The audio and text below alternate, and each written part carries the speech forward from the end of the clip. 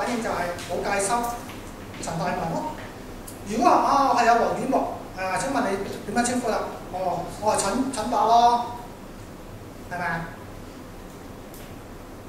咁樣傾偈都冇問題，但係當你聽到個院友咧傾下嘅時候，覺得需要轉介咧跟進寫轉介紙俾院牧嘅時候咧，寫轉介紙嘅，我哋有個轉介紙咧，就啲嘅義工啦、CP 院牧啦，去探完之後覺得啲院友有需要跟進嘅時候，就寫張轉介紙。如果你係寫陳伯C3 28號床，咁整個轉介紙過嚟嘅時候咧，院牧睇到係有張轉介紙，係真係有個陳伯喺 C3 28號床。咁諗住聽日去探佢啦。但係留意喎，病房嚟講個運作咧好緊張㗎。有時轉一轉床咧，你就揾唔到位陳伯㗎啦。醫院亦都唔會話俾你聽，病房唔會話俾你聽陳伯邊位，佢會問翻你邊位陳伯啊？28號床嗰個位坐你咩？28號床嗰個都唔係陳伯，李生啊，唔該，李白撞啊。咁你揾唔到佢，咁咪探唔到佢咯。但係如果我有個全名陳大文，到時間佢轉咗床號，轉咗去病房都好啦，跟得到啊！呢個就係一個技巧咯。你介紹嘅時候介紹你自己全名啦，就唔係話我係阿黃生，佢係李小姐，咁你叫咩啊？陳伯。嗰刻你係可以咁樣傾到，但係實際上如果去到一個轉介嘅過程當中，你係做唔到咯。所以有個技巧係帶咗出嚟，入到去甚至係家訪裏邊都好 work 嘅呢樣嘢。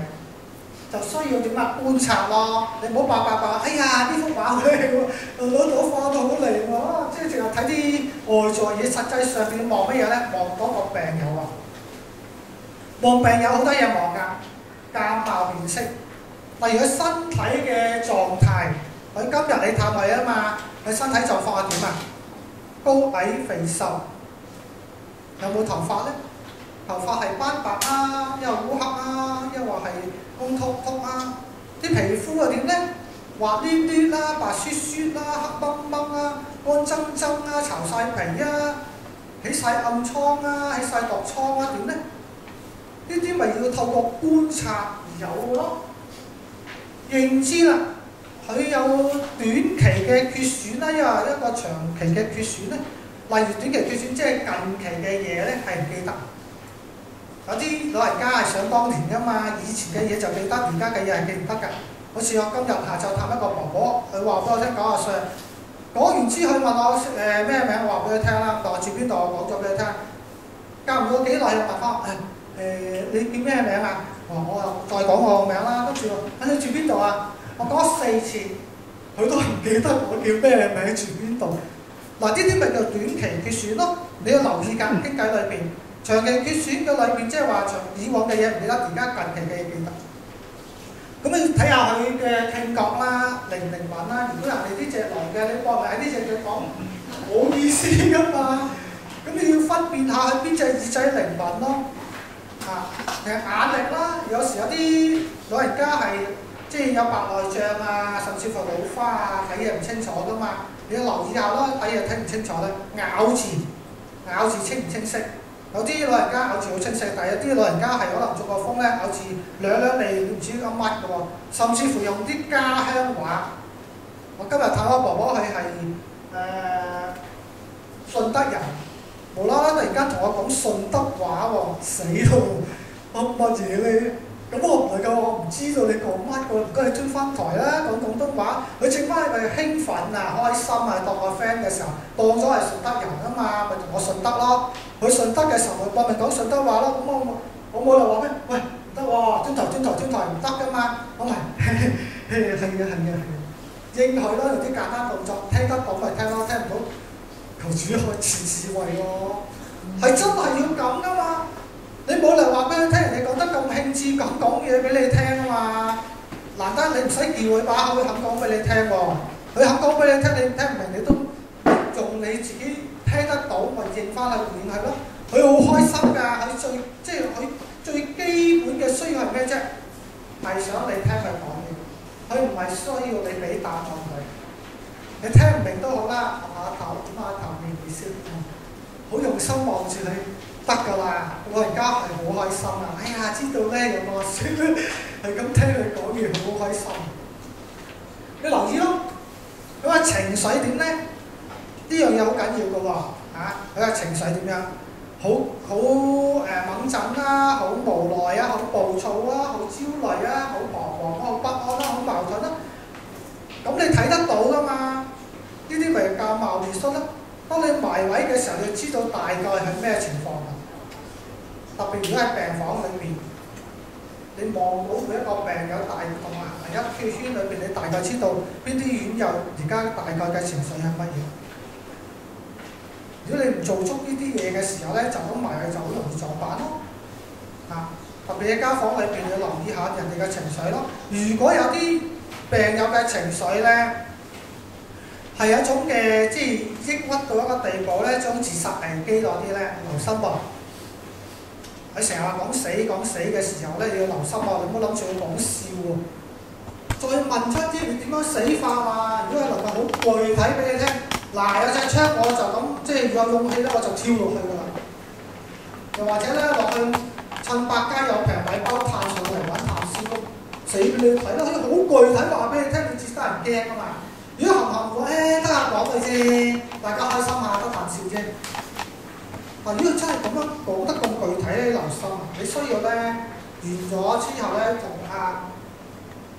洪醫生匯報翻，話俾佢聽，甚至乎咧同你個組長講翻，咁以至到能夠即時跟進翻咯。呢啲嘢有啲現實發生㗎，但係睇翻佢嘅自我照顧能力咯。佢係自己行得啊，一話要坐輪椅啊，一話要人陪父母啊，定點樣樣咧？咁透過關懷嘅過程當中，你留意到㗎。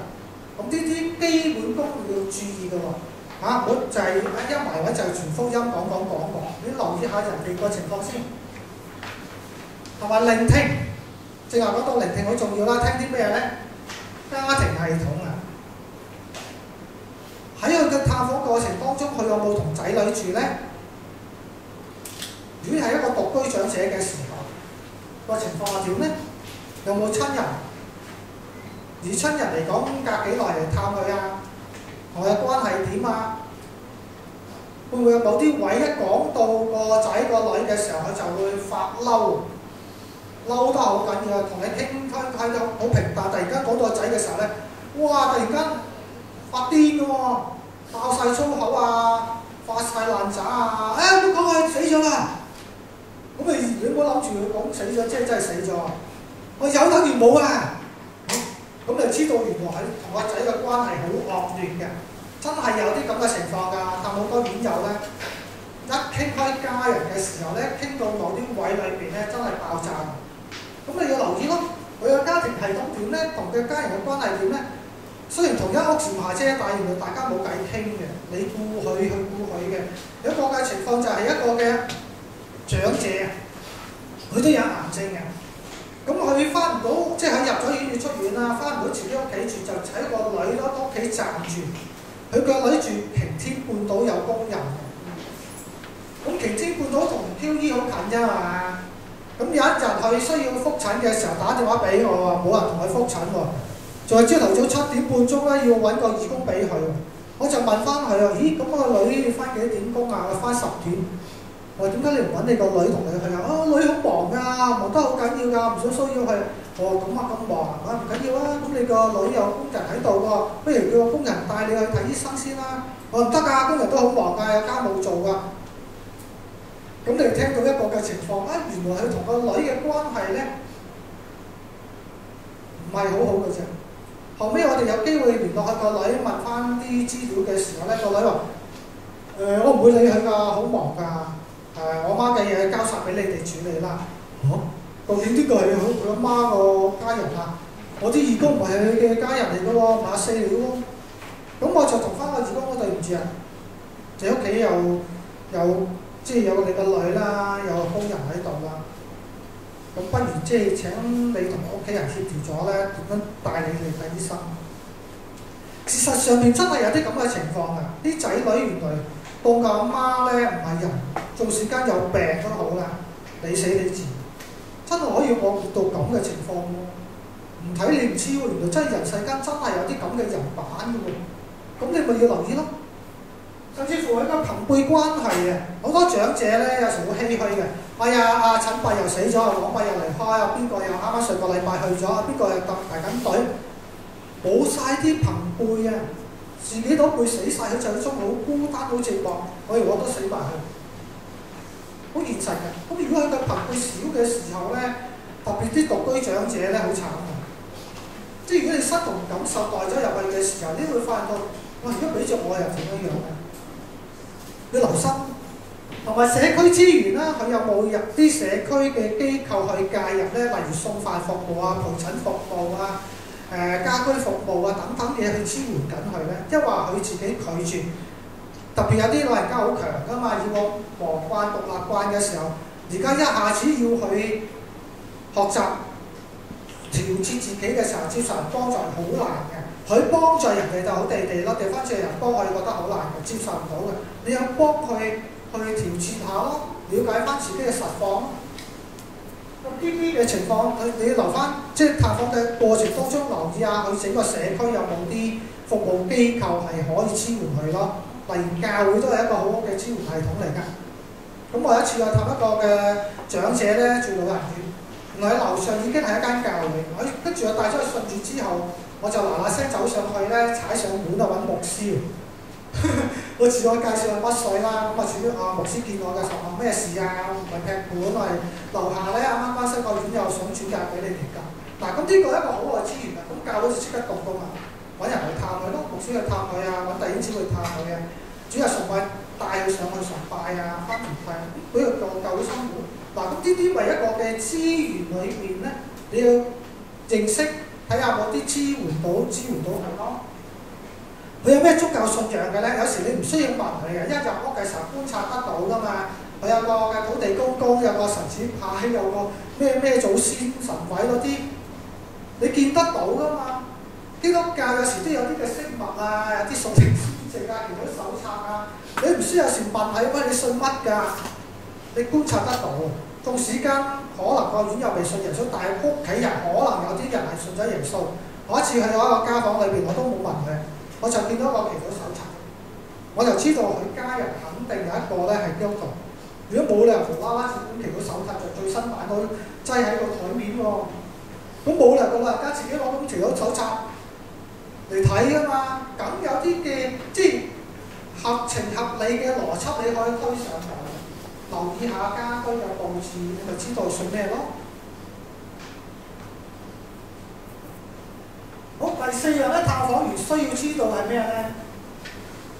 嗱，呢樣好緊要㗎，唔好喺個病友面前做記錄，攞本簿，攞支筆出嚟，一路寫，講到邊句寫，對唔住，媒體，正話嗰度，你唔係喺度扮緊記者咧，抄碌屎啊嘛！我試過一次咧，嚇死我啊！帶個 CPU 同學上去。佢真係咧，就講下嘢嘅時候，佢似話即係好騰雞啊！突然間諗到咧，死人見唔到啊！真係攞本簿出嚟寫喎，我拍極都拍唔切啊！我話你做乜嘢啊？我寫嘢咯，寫乜嘢啊？而家個位唔係寫嘢啊，係聽嘢啊！你唔記得唔緊要啊！你喺人面前寫嘢，你有冇問過人哋？即刻嗰個氣氛咪好緊張啦！個院又嚇親咦？哇！你記錄我嘅嘢啊？你做乜嘢啊？你原來係記者嚟㗎，你做乜嘢攞個資料？點解要寫我個嘢？佢好緊張啊！跟住問你會放上 Facebook 㗎？會唔會同啲群組裏邊 WhatsApp 俾啲群組㗎？我唔知你攞我啲資料做乜，跟住 stop 咗啦，我唔再傾。咁咪係咯，你記住你唔好咁樣做啊！特別家訪都係啦，如果你要寫彙報嘅時候，如果你覺得自己唔好記性唔緊要啊，求神賜慧俾你咯，記得得幾多咯，總好過你真係攞支筆攞本簿出嚟，對唔住講到邊句，翻帶，唔該。你要留意下你自己做乜嘢先咯。仲有就保密啦，嗱，人好中意八卦嘅，特別一完咗嘅時候，去到茶餐廳就會講下三四，嗱，正話咁，哇，正話個主人咁，連個名都爆埋出嚟嗰個字弊喎，你唔係用化名喎，你仲講埋我人哋個名喎，驚死人哋唔知全場都聽到你講緊乜嘢嘅，你難唔好隔離嗰個唔係記者，咩方向日報、生果日報聽到咁嘅話，哎呀好題材啊，幫你寫埋登埋咧，你就唔知發生咩事啊，好貴，需要保密咯。你同宇宙之間嘅嘢係保密嘅。調翻轉頭，如果有人將你嘅嘢登咗上網，幫你登咗去生果日報，你有咩感受咧？所以以心比心。第三就記錄嘅時候咧，有技巧嘅，用啲暗號記錄啦。記錄嘅時候咧，用化名，即係個病友啊，個真實姓名用化名啦。A 仔、B 女、C 先生，係你知人哋唔知係最好嘅。啲外式符號係你知人哋唔知道好啊。點解咧？當你本簿跌咗嘅時候，有機會人哋執到噶嘛。如果你全部用真名、真事實嘅時候，死啦！你唔知道啲嘢外泄咗嘅時候，你點知道個人做咩啊？但如果你係外星符號，人哋執到冇用喎，點解碼解唔到碼㗎？都唔知咩嚟嘅，係你知啫嘛。所以可以用啲咁嘅方式咧去記錄咯。第四就遵守誠信啦。你記住啊，你探完人哋，如果你真係咧應承人哋聽日再探佢嘅時候，就唔該你真係做，就唔好諗住下個禮拜再做。你唔好覺得人哋咧老懵黨乜嘢都唔記得，人哋聽得好入耳嘅。到你下個禮拜探佢嘅時候，人哋會鬧鬼你。